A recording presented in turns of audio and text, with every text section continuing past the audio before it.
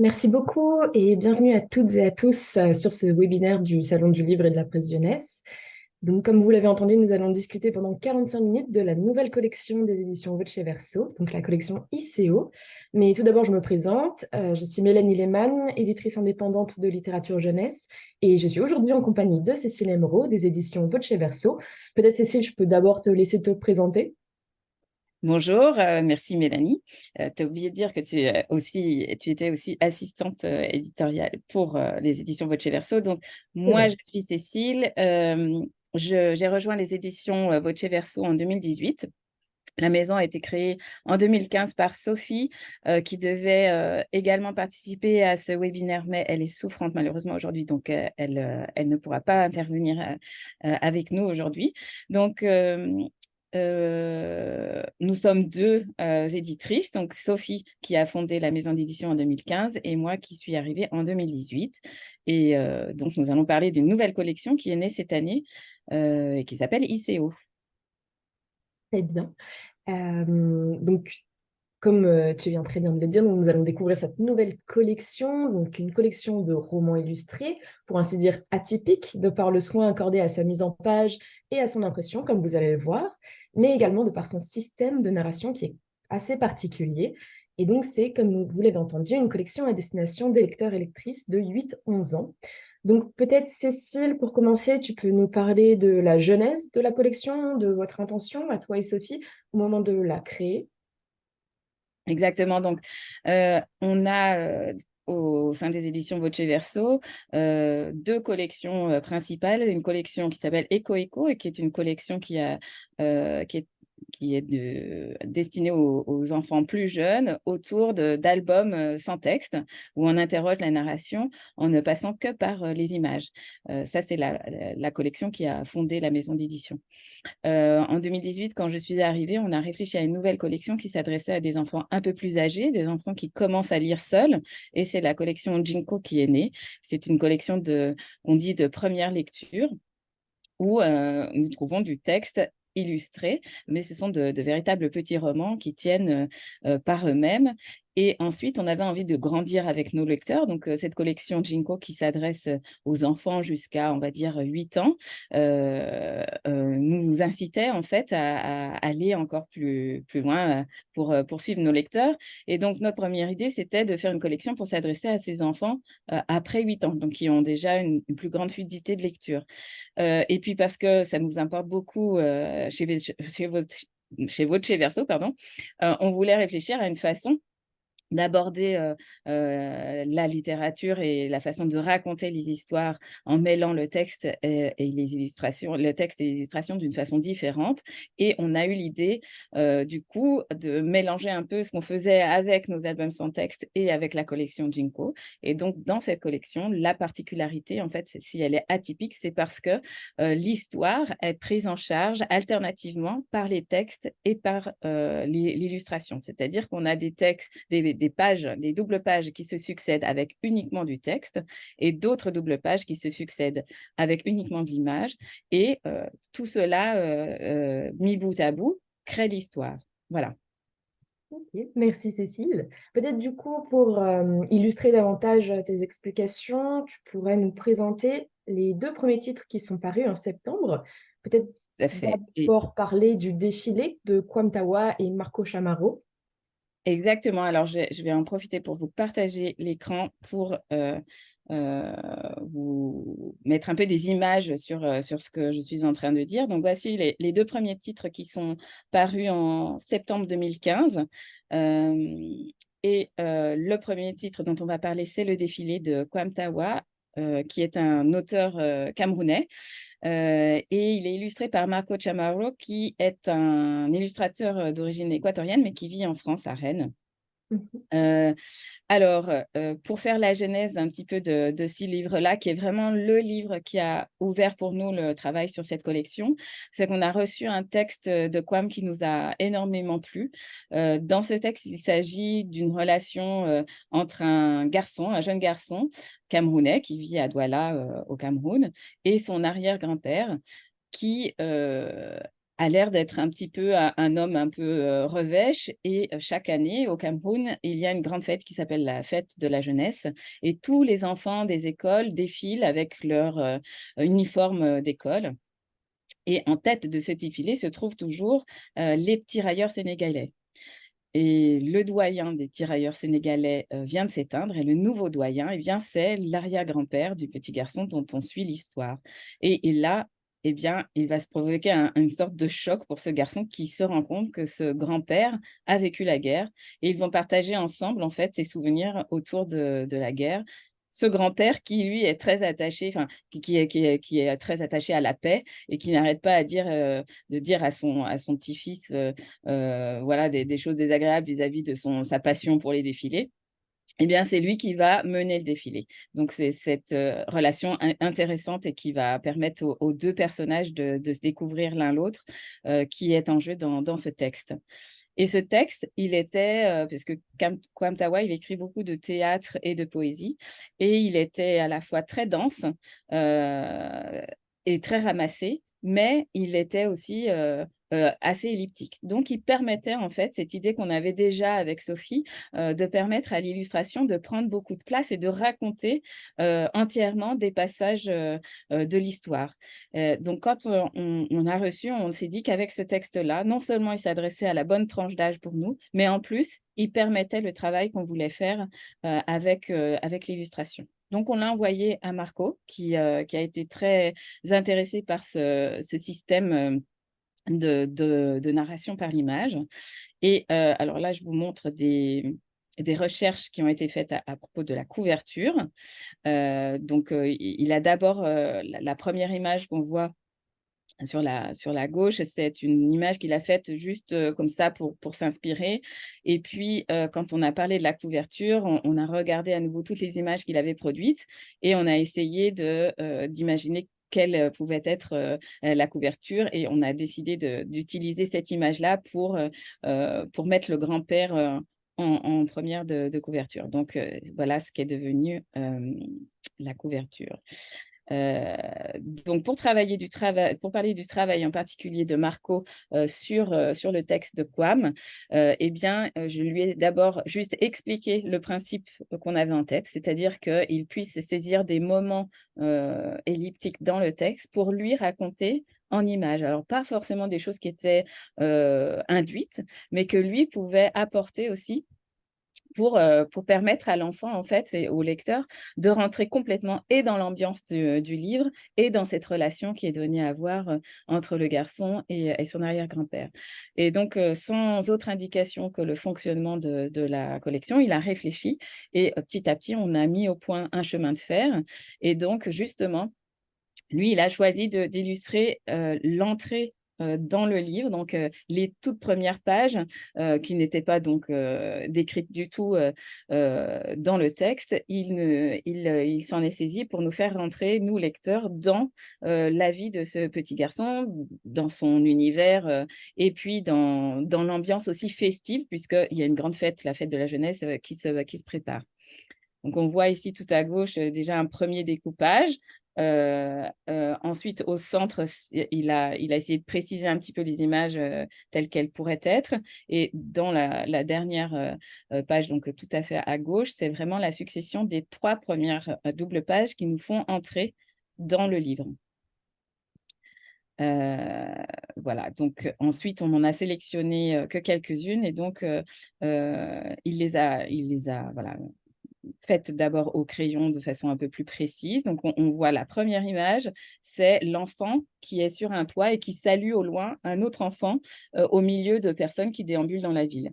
Il rejoint ses enfants dans la deuxième image, donc on a une sorte de zoom. On voit donc pour situer, en fait, on voit une image d'une voiture sur laquelle il y a le nom de la ville, et ça nous paraissait intéressant puisque Kwame Tawa a dit que lui, il venait vraiment d'une petite ville, la ville de Douala justement, qui n'est pas la ville principale du Cameroun. Donc c'est la façon dont on a pu, voilà, de façon un petit peu détournée, vraiment mettre en place le contexte aussi de cette ville-là. Et dans la troisième image, on voit l'enfant qui va choisir un jouet, un fusil, sur un stand d'un marché. Donc, parce qu'on montre déjà que ce petit garçon, il aime défiler avec des jouets en plastique, mais des armes, etc.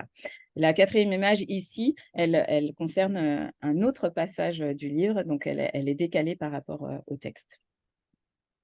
Voilà ensuite les originaux de Marco Chamorro. Donc ici, ce sont des originaux qu'il a faits à la main, en noir avec du fusain et du crayon. L'autre particularité graphique de cette collection, c'est qu'elle est en noir plus une seule couleur. Donc lui, il a d'abord fait ses illustrations à la main, qui est tout en noir, et ensuite, une fois qu'il les a numérisées, il a ajouté la couleur. Donc je vous montre ces 3 illustrations. Donc, vous avez vu que depuis le chemin de fer, elles ont légèrement évolué au niveau du point de vue et voilà, de la façon dont on place la caméra, on va dire. Voilà les enfants qui sont tous ensemble autour du gros panier d'oranges et avec la voiture en derrière. Donc, il a changé finalement, on a mis une autre ville et puis on voit le gros plan sur l'enfant qui choisit son fusil auprès du marchand de jouets. Et voilà maintenant les images mises en page avec la couleur. Et donc, ce sont vraiment les images qui permettent de rentrer dans le livre. Avant ça, il n'y a que la page de titre. Voilà. Et donc, voilà les images définitives telles que vous les trouverez dans le livre. Et ensuite, on passe au texte. Donc, à chaque fois qu'on passe de l'image au texte, on a une double page avec une phrase qui est la phrase qui commence l'entrée dans le texte, qui est mise en valeur sur un fond de couleur, qui est toujours la couleur du livre. Il y a une image juste pour l'entrée de chapitre et ensuite, comme je vous le montre ici, uniquement du texte. Et on a fait un petit travail typographique pour que le texte, alors avec ce texte de Guam en plus, qui est très aéré, qui est plein de dialogues, c'était d'autant plus intéressant. Mais pour mettre en valeur sans non plus faire un travail trop déstabilisant pour les lecteurs, de mise en valeur de certaines parties du texte parce qu'il y a des choses qui se répondent, parce que ça permet aussi au lecteur de bien visualiser ce qui est poétique ou ce qui est intéressant dans le texte à remarquer. Voilà. Très bien. Donc finalement, pour lister un peu les points qui en font une collection originale, c'est avant tout la mise en page, le soin apporté au jeu sur la typographie et la narration par les images successivement et puis par le texte, qui font quand même de cette collection une collection atypique et originale et unique. Exactement.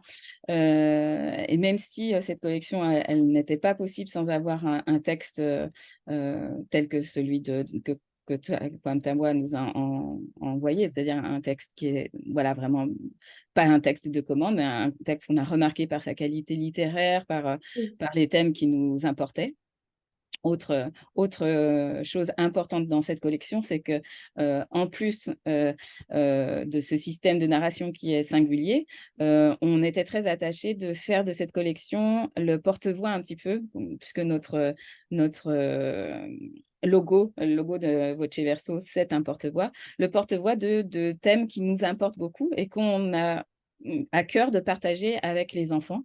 Donc, dans ce texte-là, ça réunissait en fait tout ce qu'on voulait faire, c'est-à-dire cette relation intéressante entre un grand-père et son petit-fils, mais aussi des choses dont on parle moins. Bon, là, il est vraiment question de la guerre, comme vous avez pu le voir dans les images que j'ai égrenées. Voilà, le grand-père se penche sur un coffre et il retire des photos des photos ou des images qui le hantent sur ce passé de tirailleurs sénégalais. Et dans le texte, c'est très furtif, mais si l'enfant est intrigué et s'il a envie de s'y intéresser, il est question de qui sont ces tirailleurs sénégalais. Ça, c'est un thème qui est peu abordé en littérature de jeunesse. Donc, lui, il est camerounais, on l'appelle quand même tirailleur sénégalais. Donc déjà, il y a cette notion-là qui est abordée. Et puis, quel rôle ils ont eu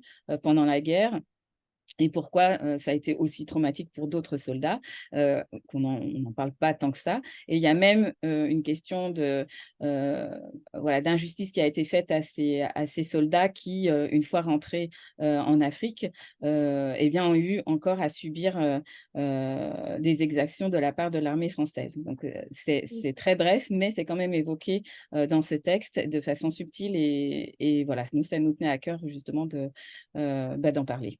Oui, oui, bien sûr. Du coup, petite transition, ce texte, le défilé, c'est vraiment celui qui vous a permis avec Sophie de lancer la collection. Comment ça se passe pour les autres textes ensuite? Est-ce qu'il y aura des commandes? Euh, Justement, on va parler d'Avec une fleur rouge, le deuxième texte qui est paru en même temps que le défilé. Comment ça s'est passé pour celui-ci? Est-ce que c'est variable selon les manuscrits? Si tu peux nous parler un peu plus de ça, s'il te plaît. Mmh. Alors, nous, on commande, pas de texte, Mm. a priori. Ça nous est très important que les textes, en fait, aient écrits de façon, je vais dire spontanée par les auteurs ou les autrices, parce que, c'est pas obligatoire, mais en général, ça permet au texte d'avoir, bah, son sens propre et sa motivation interne. Donc, nous, on fait pas de commande et c'est pour ça que quand on a reçu le texte de Quam, ça nous a soulagés puisqu'on s'est dit: «Ah, on va pouvoir commencer cette Mm. collection avec un texte qu'on n'a pas commandé». Ok. Pour Avec une fleur rouge, les choses se sont passées différemment. C'est Marjolaine Nadal, qui est une autrice avec laquelle on avait déjà travaillé dans une autre collection, la collection Jinko, qui nous a envoyé un texte très bref, qui aurait dû correspondre à un texte d'album, mais pour des enfants assez âgés, où il s'agissait d'une jeune fille qui exprimait son angoisse par rapport à toutes les informations inquiétantes et angoissantes, que transmettent les informations au quotidien sur la planète en général. Donc c'était une question, un texte autour de l'éco-anxiété. Ce texte était très bref et on aime beaucoup l'écriture de Marjolaine, mais on lui a dit: «Ça, ce n'est que le début d'un roman et si tu veux bien, on serait très ravis de t'accompagner dans l'écriture de ce roman et on pourrait justement en faire un roman qui s'adapterait à cette collection». Et là, du coup, comme ce travail était pas tout à fait abouti, on a pu lui expliquer le principe de la collection pour qu'elle s'en empare et qu'elle laisse aussi dans son texte la possibilité de prendre en charge une partie de la narration par la future illustratrice. Du Oui. coup, elle a, entamé elle a eu très envie en effet de participer à ça, donc elle a développé son texte et puis au fur et à mesure de l'écriture, on s'est rendu compte que certains passages, qu'elle avait écrits, en fait auraient pu être, justement pris en charge par l'illustration. Donc, au fur et à mesure de l'écriture du texte, on a créé la dentelle, les ellipses nécessaires pour laisser la place aux illustrations. Donc parfois, c'était sur sa proposition et parfois, c'est nous dans le dialogue qu'on avait avec elle qui lui avons, suggéré. Oui, oui, Donc oui. voilà. Et donc ensuite, une fois que le texte a été, écrit, donc presque entièrement par Marjolaine, on l'a soumis à Laura Giraud, qui est une illustratrice, pour qui le thème de l'écologie, de l'éco-anxiété est vraiment un thème, très important et très cher. Et donc elle a immédiatement accepté de l'illustrer. Oui. Et elle a travaillé extrêmement vite. Elle a tout de suite, investi, ce rapport entre le texte et l'image. Voilà, donc je peux vous montrer. Donc, Avec Ouais. une fleur rouge, Mhm. auparavant, ça s'appelait Rage. Donc ça, c'était le premier projet de couverture qui est assez proche, de la couverture, originale. Et donc, le texte s'appelait Rage, mais parce qu'il existait déjà, un texte du même titre, on a dû, réfléchir à un autre titre. Et on s'est justement appuyé sur le fait que, la couleur qui avait été choisie, était du magenta, donc c'est pas tout à fait du rouge, mais dans le texte, à la fin du texte, il est question aussi du symbole d'une fleur rouge, donc voilà comment nous avons trouvé le texte. Et là, je vous montre en fait, pareil, les recherches de Laura sur le début du texte. C'est pas le tout début, mais c'est quand même au début Mhm. enfin, je dis du texte, du livre. Mhm. Où là, c'est intéressant parce que comme il est question justement dans le texte d'un flot d'informations et de mots qui peuvent être angoissants, eh bien, elle a intégré ces mots dans ces images. Donc là, on est encore dans un autre niveau de collaboration entre le texte et l'image. Et ce texte-là, il avait été un peu écrit au début par Laura, Marjolaine. pardon, par Marjolaine. Donc, elle l'a synthétisé, elle en a repris quelques-uns, et cetera, et elle l'a mis dans l'image. Donc, on voit ici la jeune fille qui se balade en forêt et qui est voilà, vraiment euh, noyée dans ce flot d'informations et de textes. Et elle essaye de s'enfuir et elle est suivie par le texte. Donc ça, ce sont vraiment les premières pages. On la voit qui est vraiment coursée et angoissée par ces mots voilà, qui sont des vagues pratiquement insurmontables. Mhm. Euh, Ensuite, il y a eu un dialogue avec Marjolaine. Donc, quand elle a reçu ça, elle a dit oui, mais qu'elle ne voulait pas que ce soit aussi angoissant que ça. Donc, non seulement elle a choisi les parties de texte qu'elle voulait mettre à certains endroits. Donc, il y a eu une discussion entre Marjolaine et Laura et puis nous. Et puis, du coup, là, voilà la partie. Donc, ça, c'est le début de la partie du texte. Et ensuite, on part immédiatement sur ces images. Donc, voilà, là, c'est presque le même texte qu'on voit dans les images de recherche. Et puis ensuite, vous le voyez, on a beaucoup moins de texte. Et le texte a été vraiment choisi par Laura et Marjolaine ensemble. Du coup, le texte devient de plus en plus logé. Là, c'est coupé par une double page de texte uniquement.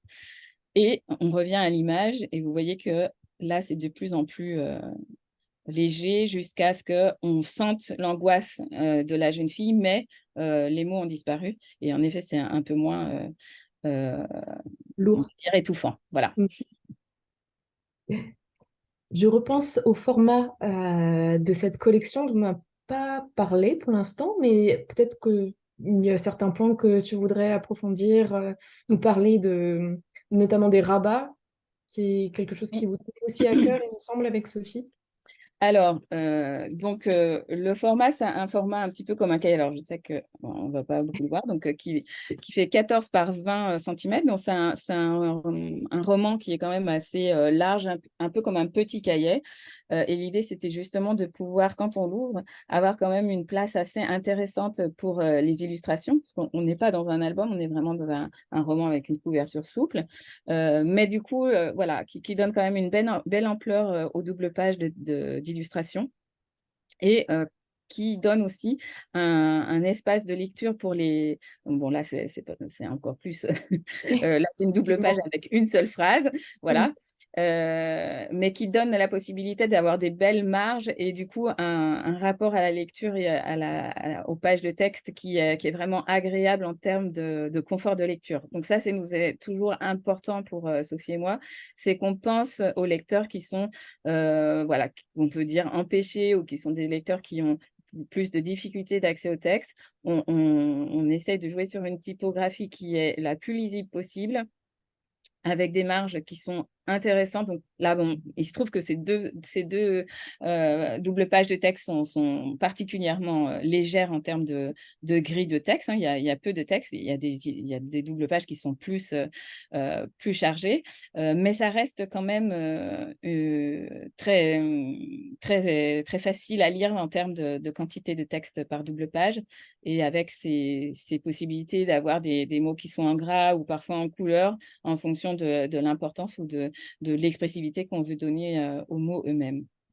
Tout à fait. Voilà. Et donc, ce sont des romans qui ont une couverture souple, mais assez épaisse. On a quand même choisi de faire un objet beau à prendre en main, à regarder, et qui ont des rabats sur lesquels on trouve les biographies des auteurs, et puis voilà, un petit texte. En particulier, un texte, moi, je vais enchaîner là-dessus, je ne sais pas si tu as Vas-y, je prévu t'en prie. d'en parler, mais on a un texte sur une ONG en général avec qui on collabore pour chacun des livres. Donc pour ces deux titres-là et pour le suivant, on est en partenariat avec BSF, Bibliothèques sans frontières. Et donc, une partie des revenus de ces livres est reversée à cette ONG, justement parce que ce sont des livres qui traitent de sujets qui nous importent. On voulait aller au bout de notre engagement et faire bénéficier à des enfants qui n'ont pas forcément un accès facile aux livres ou voilà, qui s'occupent d'une façon générale du bien-être des enfants, voilà, des ventes de ces livres. Et est-ce qu'il s'agira toujours d'un partenariat avec cette association ou est-ce que vous envisagez d'autres ONG à part BSF? Bonne question. Donc là, les 3 premiers, on a été en partenariat avec Bibliothèques sans frontières, mais on pense changer en fonction de la thématique du livre. Donc, Bibliothèques sans frontières, c'est assez large au final, puisqu'il est question du livre et de l'accès au livre pour des enfants voilà, qui sont dans des conditions difficiles.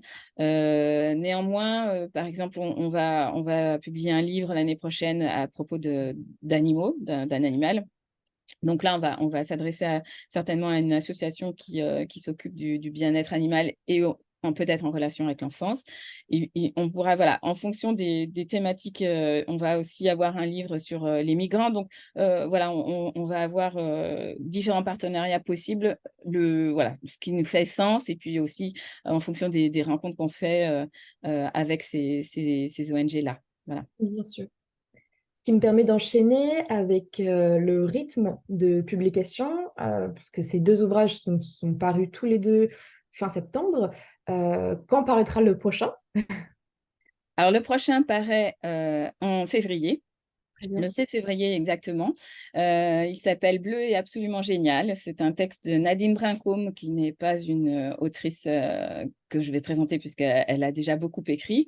Ce texte-là, c'est un texte très sensible. Alors, ça change un petit peu des deux précédents. On est là plutôt, on aborde la question de la confiance en soi. Donc, il s'agit d'une petite fille dont la mère est absente, certainement parce qu'elle est en voyage d'affaires ou en voyage pour le travail. Et eh bien, même si elle est grande, cette absence-là, eh bien, c'est pas facile d'en parler parce que quand on est grand, on n'aime pas trop parler de ça. Eh bien, cette absence, ça crée une certaine fragilité et cette petite fille, elle a déjà pas beaucoup confiance en elle, donc quand sa maman est pas là, c'est encore plus compliqué. Et donc le roman, il aborde de façon, voilà, pleine d'humour, avec la plume de Nadine Brincombe, comment on fait pour trouver des alliés et lutter contre ce manque de confiance en soi et cette tristesse aussi qui fait qu'on peut en parler quand même avec des personnes. Oui, certes, on est grand, mais une personne peut quand même nous manquer quand on est grand.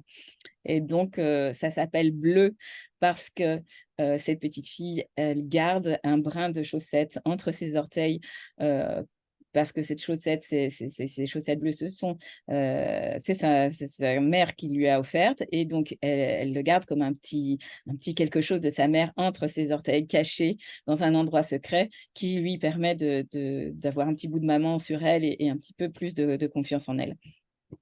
Et puis elle va se rendre compte, eh ben, que son père aussi, il est un peu plus irascible et un peu plus inquiet et un peu plus, voilà, moins sûr de lui que d'habitude et ensemble, ils vont partager ça et grâce à son amie aussi, elle va gagner en confiance en elle parce que son amie la trouve aussi absolument géniale, voilà.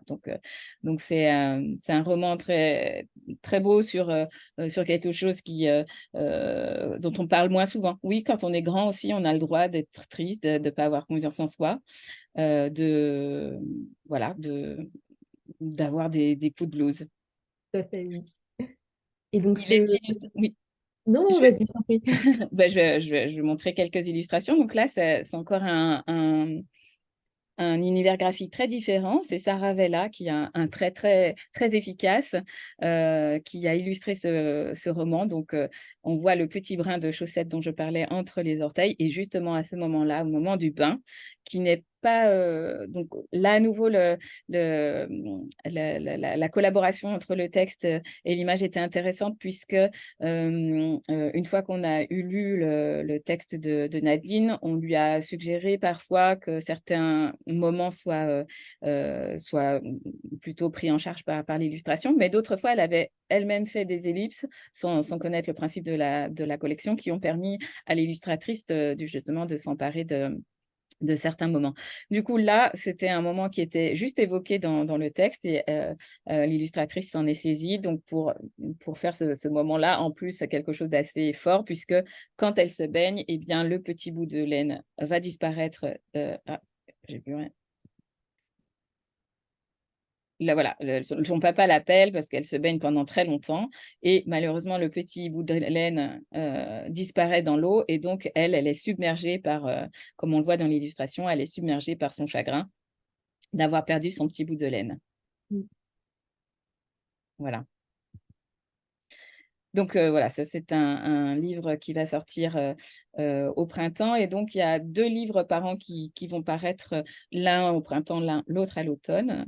Et donc le 2e titre, donc là j'ai pas de couverture encore définitive, mais à l'automne, on a un texte de Florence Medina qui est un texte qui nous a beaucoup émus, n'est-ce pas Mélanie? Je confirme. Sur une petite fille et ses parents qui ont un animal de compagnie, un chien qu'ils appellent Gros Mammouth parce qu'il est énorme, mais il est absolument adorable.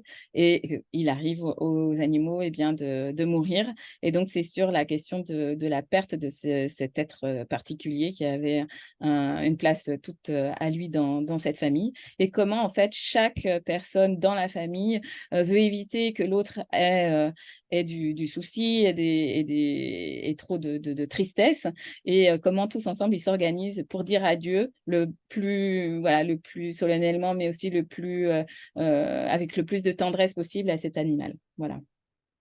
C'est vraiment un texte bon, c'est un texte qui fait pleurer, mais c'est aussi un texte plein de tendresse Mm. et plein d'espoir aussi et qui montre comment en fait, heu, parfois on monte en épingle, le fait de parler de la mort aux enfants et qu'au final, en parlant, c'est là aussi, on arrive à finalement, bah, ces émotions, il faut les traverser, donc on les traverse ensemble et on peut en faire un beau moment aussi. Voilà. Le partenariat a-t-il déjà été trouvé pour ce titre? Alors, il est en cours avec une association, ça c'est Sophie qui aurait pu le dire, avec une association qui s'occupe justement des animaux, du bien-être animal. Voilà. Très bien, parfait. Pour revenir sur les 2 titres déjà parus, donc Le Défilé et Avec une fleur rouge, y aura-t-il des signatures prévues lors du SLPJ la semaine prochaine? Oui, venez nous voir. Génial! Venez nous voir au stand D10B, donc on venait sur le grand marché. Et donc, Laura Giraud, pardon, viendra, elle ne pouvait pas être là aujourd'hui, mais elle sera là pendant le Salon du Livre. Elle viendra le vendredi de 16h30 à 18h et le samedi de 15h à 16h30 pour dédicacer Avec une fleur rouge. Elle a aussi illustré un autre titre chez nous, mais pas dans cette collection. Donc, venez la rencontrer. C'est en plus voilà, quelqu'un de très, très adorable.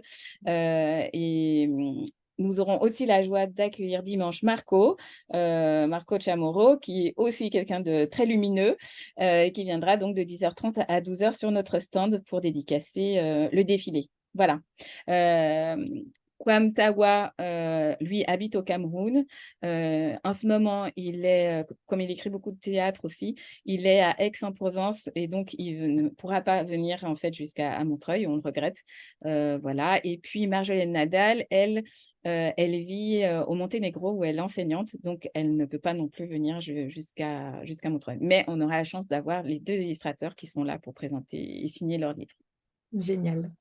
Je vois qu'il nous reste une dizaine de minutes. Nous On a avons une Oui, question. oui, Peut-être qu'on peut prendre le temps d'y répondre maintenant.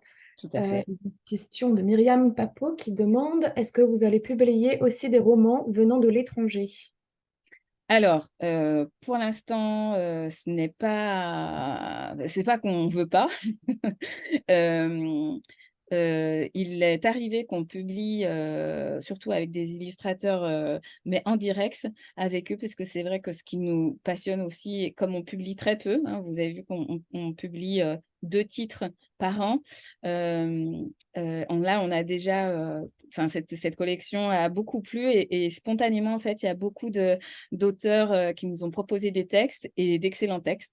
Donc on est très heureux et très heureuse, mais en même temps un peu dépassée parce que, du coup, on a déjà beaucoup de projets, dans cette collection et comme je le disais, ce qui nous intéresse, c'est vraiment d'avoir ces échanges avec auteurs et illustrateurs. Donc pour l'instant, on n'est pas dans l'idée de publier des textes qui viennent de l'étranger et comme en plus, c'est une collection qui a un fonctionnement particulier, il faudrait peut-être qu'on ait que le texte et qu'on l'adapte pour voilà, ça risque d'être, spécifiquement, compliqué. Voilà. Donc pour l'instant, on a suffisamment de projets déjà en cours, pour les prochaines années et on se réjouit déjà de travailler sur ceci. Donc, c'est génial. N'hésitez pas si vous avez d'autres questions. Il nous reste quand même un petit peu moins de 10 minutes, mais on a le temps de répondre à d'autres questions. Donc, n'hésitez pas à écrire. Voilà. Alors ce que je peux dire, peut-être pour compléter, Mhm. hem c'est qu'on a donc déjà, 2 titres à paraître pour 2024 et on a aussi des textes à paraître pour, 2025. Donc un texte, d'une autrice qui s'appelle, Véronique, Fauze et qui va parler en fait de la question des migrants. Donc c'est le point de vue d'un enfant qui traverse, la mer Méditerranée et qui arrive, sur une plage, de Grèce, au milieu des touristes. Voilà et donc ça c'est un texte qui nous a été proposé, pas forcément pour cette collection puisque l'autrice ignorait que la collection, existait, mais vraiment qui s'adapte tout à fait. Donc elle va devoir le retravailler un tout petit peu puisque et voilà, il faut, lui donner un aspect un peu plus, développé sur certains points. Mais voilà, et on est déjà, en contact avec une illustratrice qui va s'occuper des illustrations de mer et ça va vraiment être un très beau projet.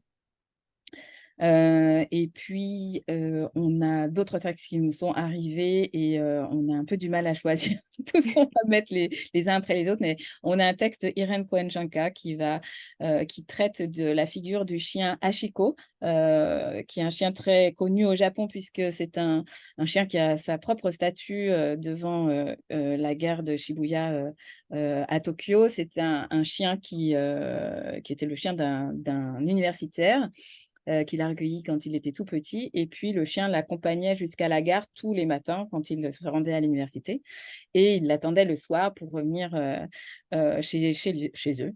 Et donc, cette histoire-là, qui est très connue, est au centre d'une histoire d'amitié entre deux garçons. Dans le texte d'Irène Cohen-Janka. Voilà, donc on est très heureuse aussi de collaborer avec Irène, qui nous a donné ce texte pour cette collection. Donc voilà, pour les prochains textes de 2025. Plein de petites pépites à découvrir. Exactement. Voilà et c'est aussi l'occasion, évidemment, c'est, pour nous l'occasion de faire travailler des illustrateurs et des illustratrices, qu'on apprécie beaucoup, qui ont déjà travaillé avec nous ou pas encore. Donc voilà, Laura, elle avait déjà publié avec nous, enfin elle a publié un livre qui est sorti, dans une autre collection, qui s'appelle Un ours en ville, qui est un texte de la collection, Jinko. Et qui aussi correspondait bien à son univers puisque Laura habite à Chambéry et que Annonceville se passe dans la montagne. Voilà et Marco, c'est un illustrateur dont on avait repéré le travail puisqu'on apprécie beaucoup ce qu'il a déjà fait. C'est quelqu'un qui a déjà beaucoup publié, en Équateur. Il a même, été, reçu pas mal de prix, dans son pays et puis, depuis qu'il est en France, il a publié avec les éditions L'Esperluette, maintenant tout récemment au Seuil et ce projet s'est inséré entre les 2. Mm. C'est quelqu'un qui a beaucoup de talent, en plus d'être, quelqu'un de délicieux, voilà. Hem, voilà, Sarah Vella, qui a illustré Bleu est absolument géniale.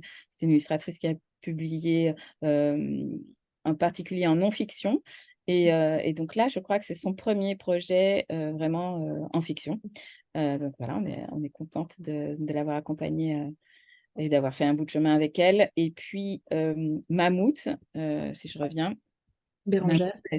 va être illustrée par Bérangère Marie Gobet. Alors, c'est une illustratrice qui a déjà publié avec nous un album sans texte qui s'appelle La Berlue. Que je vous invite à lire, qui est magnifique. Et puis un Jinko qui s'appelle Le goût inventé des cerises, sur un texte de Marie-France Zérolo. Et donc là, on était très heureuse qu'elle accepte d'illustrer ce texte de Florence Médina sur la mort d'un chien. Et voilà, comme elle sait très bien faire, elle a fait un travail tout à fait pudique, mais en même temps plein d'émotions. Donc on est très heureuse de ces deux projets qui s'annoncent pour 2024.